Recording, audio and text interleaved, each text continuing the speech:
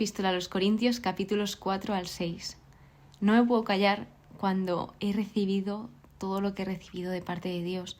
O sea, cuando alguien experimenta ser amado y ser amado por Dios, es imposible que pueda callar. Como decía San Pablo en estos capítulos, creí, por eso hablé. Es decir, la fe crea el testimonio y ese encuentro con Dios crea ese testimonio, porque es como he recibido este don, este gran regalo que es el amor de Jesús, que realmente lo tenemos todos, sin embargo no nos damos cuenta, pero cuando eres consciente de ese amor no te puedes callar, quieres que todo el mundo experimente ese amor, porque Él nos ama a pesar de todo. De hecho, el otro día, pensando en todo lo que había estudiado ya de Corintios, en específico de este segundo libro de Corintios, es que no merecemos ese amor de Dios, y ese amor de Dios es como aprendí en 1 Corintios, es un amor ágape, es un amor totalmente entregado, un amor que no espera nada a cambio, que por mucho que le fallemos, por mucho que le abandonemos, por mucho que le rechacemos, Él nos va a seguir amando. Y esto para la mente humana es inconcebible decir, pero ¿cómo alguien que le estoy fallando continuamente me va a seguir amando? Pues sí, te sigue amando. Y esto es como muy fuerte y a día de hoy yo sigo fallando, sigo equivocándome 8.300.000 veces, pero aún así Él me sigue amando. Entonces, ¿cómo me voy a callar ese amor que recibo día a día? O sea, es que no puedo estar más agradecida. Pues así le pasó a San Pablo. San Pablo no podía callar todo aquello que recibía. Y ahora mismo les estaba hablando a los corintios de que el Dios de ese mundo cegó a los incrédulos su entendimiento para impedir que viesen ese resplandor del glorioso Evangelio de Cristo, que es imagen de Dios. Es decir, hay como una ceguera que no permite ver a Dios. Entonces, lo que les deja claro también San Pablo es que ellos en todo momento manifestaban la verdad. No tenía ningún sentido que mintiesen, porque ellos en todo momento el foco lo tenían puesto en predicar a Jesús, no a ellos mismos, como hacían otros falsos apóstoles que había en esa época por Corinto, que era también otra de las cosas por las que Pablo escribió estas cartas, de decir, oye, llevad cuidado con esto, que no os engañen, no os dejéis engañar. Y él también se defendía para que ellos viesen que él no hablaba para ganar personas o para capturar personas, no, de ningún modo. Él simplemente estaba compartiendo a Jesús. Entonces, en todo momento hay sinceridad en ellos, hay verdad en los apóstoles. Y hay algo precioso, que es que dice que Él, Dios, brilló adentro para que nosotros podamos brillar afuera. Que esto es precioso y esto lo veo conectado con el versículo 7 que dice, llevamos este tesoro, que cuando habla del tesoro habla del Evangelio, en recipientes de barro. O sea, esa luz de Dios, que es el Evangelio, la llevamos en recipientes de barro que somos nosotros, que los recipientes de barro es lo más frágil que puede haber, como nosotros, que nosotros somos frágiles, somos débiles. Entonces, fíjate que Dios nos elige, a pesar de ser tan débiles, para poner esa luz y que nosotros podamos ser luz para todos los demás. Eso sí, si dejamos recibir esa luz, si damos paso a recibirla, si no, obviamente Dios no nos va a forzar a recibir esa luz. Entonces dice, para que se vea claramente que una fuerza tan extraordinaria es de Dios y no de nosotros. Es decir, el poder de Dios se manifiesta a través de la debilidad humana. Qué bonito que Dios nos quiera tanto, aun siendo tan frágiles.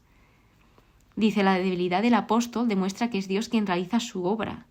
La fuerza proviene de Dios, no de nosotros, y Dios actúa incluso a través de nuestra debilidad. Por eso, esa gran frase, cuando soy débil, entonces soy fuerte. Y Pablo les dice, vivimos siempre apretados, pero no aplastados. Vivimos siempre perseguidos, pero no abandonados. Vivimos siempre derribados, pero no rematados. Estaba escrito, creí, por eso hablé. Aunque nuestro hombre exterior se va desmoronando, el hombre interior se va renovando día a día. Algo que Pablo también pone mucho hincapié es que en esta época, en la época de los Corintios, que en esta también, pero fijándonos en la época de la que se habla, se fijaban mucho en las apariencias exteriores. Es decir, Pablo, que también se despojaba a sí mismo, decían, pero ¿Cómo va a ir proclamando al Señor si mira por lo que está pasando, lo persiguen, tal? Pues no, ellos se fijaban en los hombres, que eran justamente los falsos apóstoles, que se verían gloriosos, que siempre hablaban lo que querían escuchar. Entonces decían, estos sí que dicen la verdad, cuando realmente les estaban engañando, porque no iban por la verdad por delante, iban con el interés por delante, porque les interesaba mucho más ganar dinero que decir la verdad. Entonces ponían al dinero por encima de las personas y eso es horroroso. Entonces lo que dice Pablo es, ponemos nuestros ojos en las cosas invisibles, y esto me encanta, lo que viene al siguiente. Pues las cosas visibles son pasajeras. Todo lo que vemos con nuestros ojos pasa, caduca, se acaba. Sin embargo, las cosas invisibles son eternas. Ese gesto que tiene alguien contigo, ese acto de amor que alguien realiza por ti, esa mirada, ese detallito, que tal vez el friego los platos por ti, yo hago esto por ti, o esa ayuda que recibes en un momento tan difícil. O sea, eso es eterno y queda para siempre grabado en tu corazón.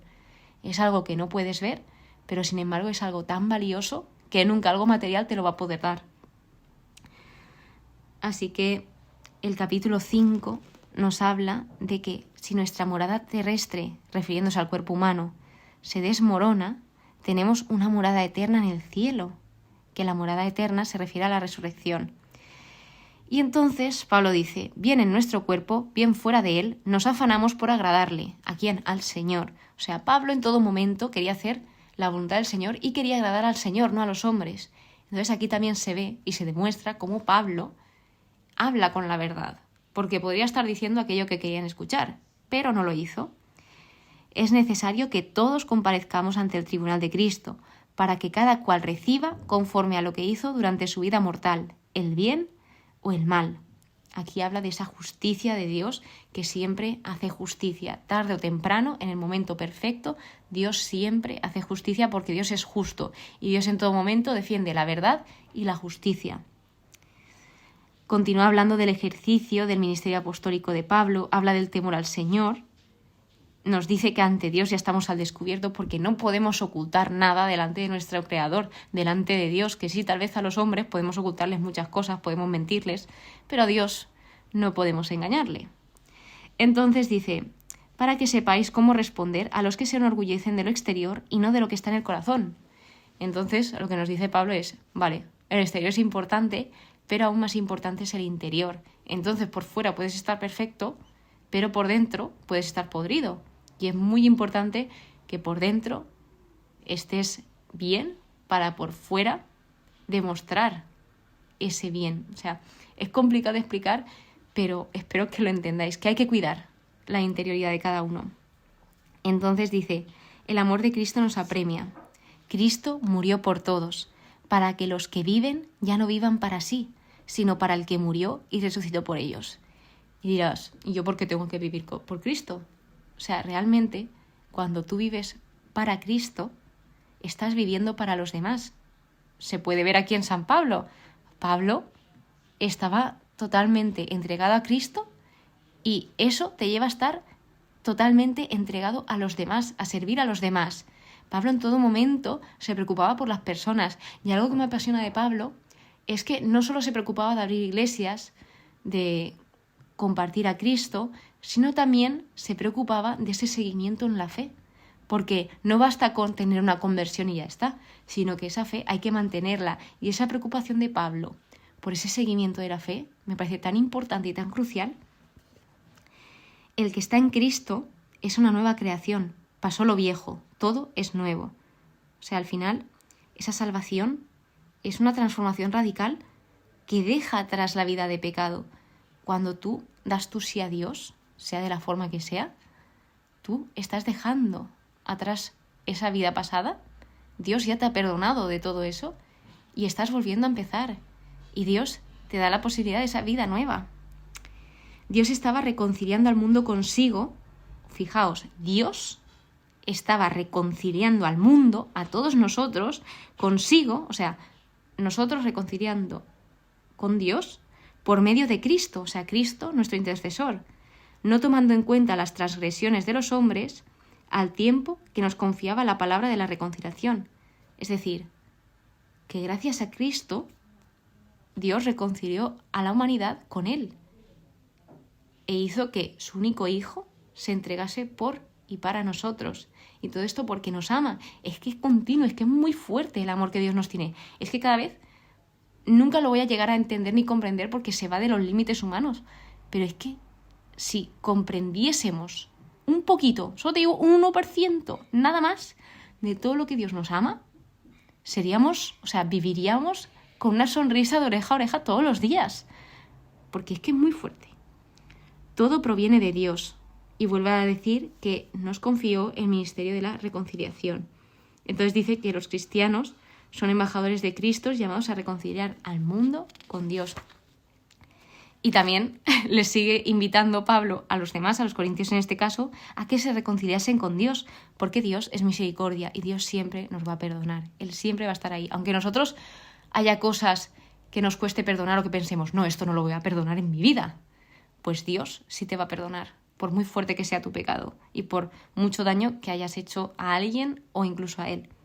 Así que dice, a Cristo, que no conoció pecado, lo hizo pecado por nosotros. Es que fijaos, para que viniésemos a ser justicia de Dios en Él, para también librarnos de ese pecado y que fuésemos libres.